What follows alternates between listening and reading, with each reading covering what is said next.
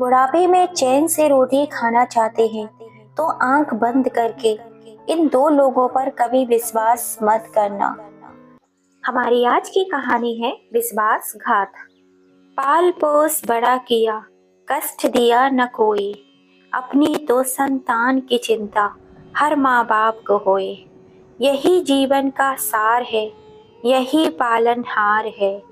चाहे तपती धूप हो, चाहे ठंडी छाँव, माँ बाप कभी नहीं छोड़ते। ऐसा होता है माँ बाप का प्यार, ऐसा होता है माँ बाप का प्यार।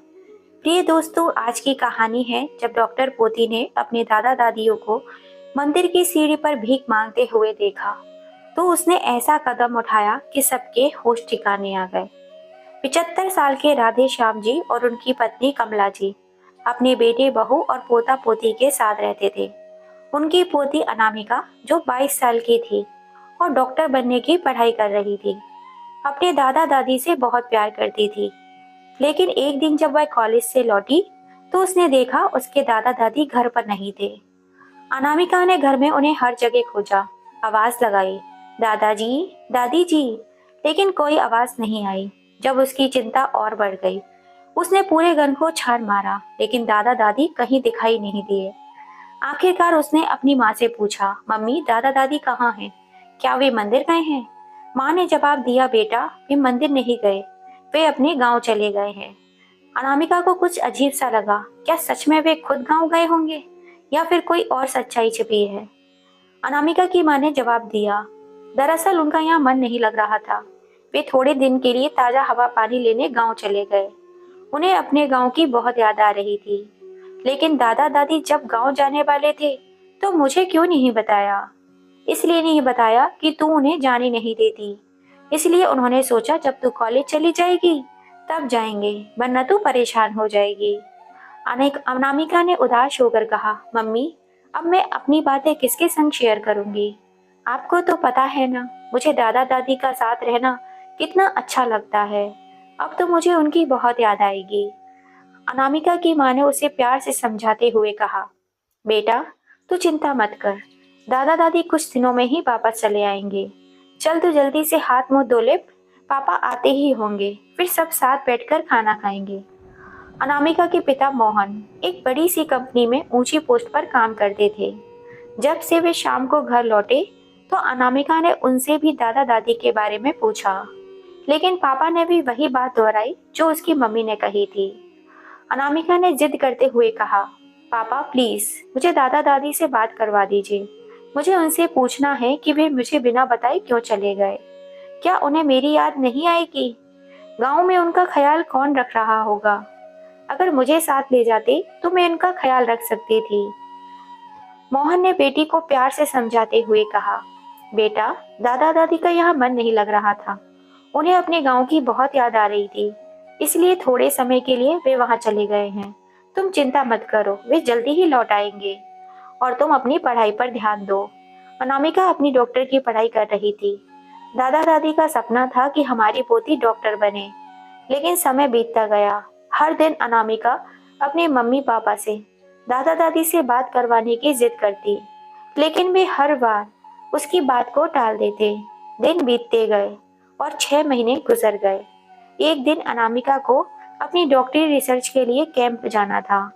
रिसर्च पूरी करने के बाद उसने अपने दोस्तों के साथ मंदिर जाकर दर्शन करने का सोचा। जैसे ही वे मंदिर की सीढ़ियों पर चढ़ने लगी, उसकी नजर वहां बैठे एक बूढ़ा आदमी और एक बूढ़ी औरत पर पड़ी। शक्ल उसके बिल्कुल दादा दादी की तरह मिल रही थी। फटे पुराने कपड़े पहनकर लोगों की भीड़ में भीख मांग रहे थे। ये तो दादा दादी जैसे दिख रहे हैं, लेकिन ये कैसे हो सकता है? वे तो अपने गांव गए हैं।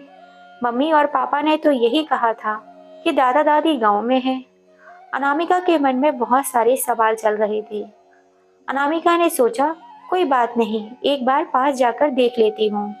डरते डरते अनामिका उनके पास जाने लगी। अनामिका के मन में सवालों का तूफान उठने लगा। नहीं, यह मेरी नजर का धोखा होगा। उसने खुद को समझाने की कोशिश की, लेकिन फिर भी हिम्मत जुटाकर वे उनके पास जाने लगी। पास जाकर वहां का नजारा देखकर अनामिका की आंखें फटी की फटी रह गई।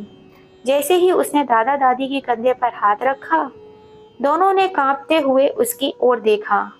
मेरी बच्ची, मेरी बच्ची।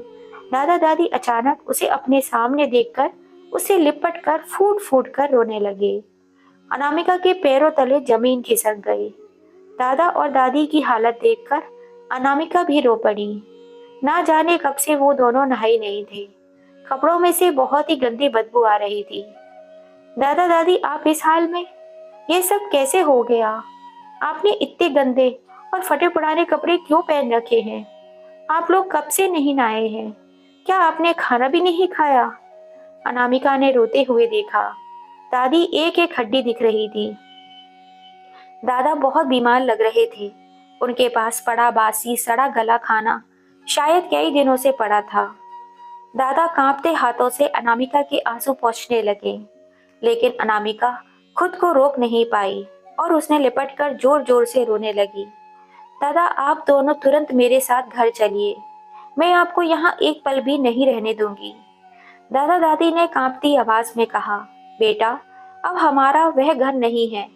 यही मंदिर ही अब हमारा घर है। अब पूरा जीवन यहीं बिताएंगे। अनामिका चौंक गई। क्या? दादी जी, आप ये क्या कह रही हैं? आपको भीख मांगते हुए देखकर मैं चैन से कैसे रह सकती हूँ? चलिए मेरे साथ अभी की अभी। दादी की आंखों में आंसू आ गए। बेटा, जब बहू बेटे ही हमें बुढ़ापे में छोड़ दिया तो तू क्यों हमें संभाल रही है? तू भी हमें क्यों नहीं छोड़ देती? यह सुनकर अनामिका के पैरों तले जमीन खिसक गई। क्या? मम्मी पापा ने आपको यहाँ छोड़ दिया? दादी ने अपने आंसू पोंछते हुए कहा। अरे छोड़ ना बेटा ये सारी बातें। पहले ये बता तू यहाँ कैसे आई? तेरी डॉक्टर की पढ़ाई कैसी चल रही है? अनामिका ने दादी के कांपते हाथों को थाम कर कहा। पहले आप बताइए, आप यहाँ पर कैसे पहुंची? दादी ने गहरी सांस ली और कहा। उस दिन जब तू कॉलेज गई थी, तब कंचन बहू ने हमसे कहा, बाबूजी, माँ जी, मैं आपका फुल बॉडी चेकअप कराना चाहती हूँ, इसलिए डॉक्टर के पास चलना है। वे हमें हॉस्पिटल ले गई। फिर वहाँ एक क्लिनिक के बाहर बिठाकर बोली, बाबूजी, माँ जी, आप दोनों यहाँ बैठे रहिए, मैं अभी आती हूँ। सुबह से शाम हो गई, लेकिन कंचन बहू वापस नहीं आई। हम दोनों परेशान होकर वहाँ से निकले और एक गार्डन में जाकर बैठ गए। 2 दिन तक भूखे प्यासे तड़पते रहे। फिर तेरे जैसी ही एक लड़की अपनी माँ के साथ वृंदावन दर्शन करने आई थी। उसने हमें खाना खिलाया, पानी पिलाया। उसने हमसे पूछा, दादी, दादा, आप कहाँ रहने वाले हैं? आपका पता दीजिए, मैं आपको छोड़ देती हूँ। लेकिन हमने कह दिया, बेटा, अब हमारा कोई घर नहीं है। फिर उसने हमें वृंदावन के इस मंदिर में छोड़ दिया और तब से ही हम यहीं रह रहे हैं। अनामिका फूट फूट कर रो पड़ी। मम्मी पापा ने आपको धोखा दिया है। उन्होंने झूठ बोला है कि आप गांव गए हैं। अनामिका का पूरा शरीर गुस्से और दर्द से कांप उठा। मैं इस अन्याय को ऐसे ही नहीं छोड़ सकती। अनामिका को अपने दादा दादी की बातें सुनकर अपने मम्मी पापा पर बहुत गुस्सा आ रहा था। उसने अपने ही माता पिता को सड़क पर छोड़ दिया। अनामिका यह सहन नहीं कर पा रही थी। उन्हें अपने साथ एक दोस्त के घर ले जाती है। वहां जाकर अपने दादा दादी को नहलाती और धुलाती और नए कपड़े पहनाने को देती है। जैसे ही वे नए कपड़े पहनते हैं, उनकी आंखों में से आंसू आ जाते हैं। वे कांपते लगते हैं। शायद ये खुशी के आंसू थे या अपनों से मिले धोखे के। रात हो चुकी थी। अनामिका सोचती है कि पापा घर आ चुके होंगे। वह दादा दादी को अपने साथ लेकर घर जाती है और उन्हें आंगन में चारपाई पर बिठा देती है। जैसे ही वे अंदर जाती है, मम्मी ने प्यार से पूछा, बेटा, ट्रिप कैसा रहा? पर अनामिका चुप रही। उसने कोई जवाब नहीं दिया। पापा भी पूछते हैं, बेटा, मम्मी कुछ पूछ रही हैं, जवाब क्यों नहीं दे रही? अनामिका का गुस्सा अब फूट पड़ा। वह चीख कर कहती है, क्यों क्यों दूं मैं आप लोगों को जवाब? कौन है आप लोग मेरे? मम्मी और पापा दोनों हैरान हो जाते हैं। वे प्यार से पूछते हैं, क्या हुआ बेटा? तुम ऐसी बातें क्यों कर रही हो? किसी से लड़ाई झगड़ा हुआ है क्या? अनामिका बिना रुके बोलती है, यह घर किसके नाम पर है पापा? पापा चौंकते हैं। वे गुस्से से बोलते हैं, ये कैसी बातें कर रही हो तुम? मम्मी भी समझाने लगती हैं, बेटा, ये सब कुछ तो तुम्हारे लिए ही तो है जो हमने किया है। अनामिका तड़प कर बोलती है, तो फिर दादा दादी के साथ ऐसा क्यों किया? उन्हें घर से निकालकर मंदिर की सीढ़ियों पर भीख मांगने के लिए क्यों छोड़ दिया? मम्मी और पापा की आंखें फटी की फटी रह गईं। पापा हकला कर कहते हैं, बेटा, दादा दादी तो अपने गांव गए हैं ना, तुम ये कैसी बातें कर रही हो? अनामिका का गुस्सा और बढ़ गया। वह तड़क कर कहती है, बस करो पापा, बस करो। और कितना झूठ बोलोगे? सच तो यह है कि मम्मी उन्हें चेकअप के बहाने हॉस्पिटल के बाहर छोड़कर आई थी और आपको कुछ पता ही नहीं। पापा चौंक कर मम्मी की ओर देखते हैं और गुस्से में पूछते हैं, कंचन, माँ बाबूजी कहाँ हैं? मम्मी झुंझलाकर चीख पड़ती है, हाँ हाँ, मैंने ही छोड़ दिया था। कितना खर्चा हो रहा था, तुम्हें अंदाजा भी है? 75 साल के हो गए थे दोनों बुढ़ा बुढ़िया। कब तक मेरी छाती पर मूंग दलते? अब जीकर क्या करते वैसे भी वो दोनों? पापा का खून खौल उठता है। वे गुस्से में कंचन को एक जोरदार थप्पड़ जड़ देते हैं। कल को अगर तेरे मेरे माँ बाप की जगह तेरे माँ बाप होते तो तू तब भी यही करती। तभी अनामिका बाहर जाती है, अपने दादा दादी का हाथ पकड़कर अंदर ले आती है। जैसे ही पापा अपने माँ बाबूजी को देखते हैं, उनके पैरों में गिर पड़ते हैं। उनकी आंखों में आंसू बहने लगते हैं। माँ, बाबूजी, मुझे माफ कर दो। मैंने कंचन की बातों पर विश्वास कर लिया, लेकिन अब यह यहाँ नहीं रहेगी। माँ अपने बेटे का हाथ पकड़ती है और धीरे से कहती है, बेटा, वह कहाँ जाएगी? उसे माफ कर दो, वह तुम्हारी पत्नी है। मोहन गुस्से में कांपते हुए कहता है, माँ, इसने आपको सड़क पर छोड़ दिया और आप इसे माफ करने के लिए कह रही हैं?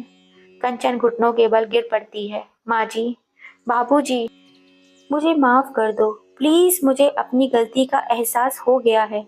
पता नहीं मुझे क्या हो गया था। माँ कंचन के सिर पर हाथ रखती है और धीरे से कहती है, बहू, तुम्हें अपनी गलती का एहसास हो गया, यही हमारे लिए बहुत बड़ी बात है।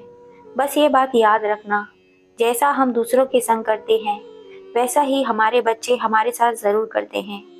दोस्तों, इस समाज में आज भी जाने कितने माता पिता ऐसे हैं जो अपने ही बच्चों द्वारा सड़क पर छोड़ दिए जाते हैं।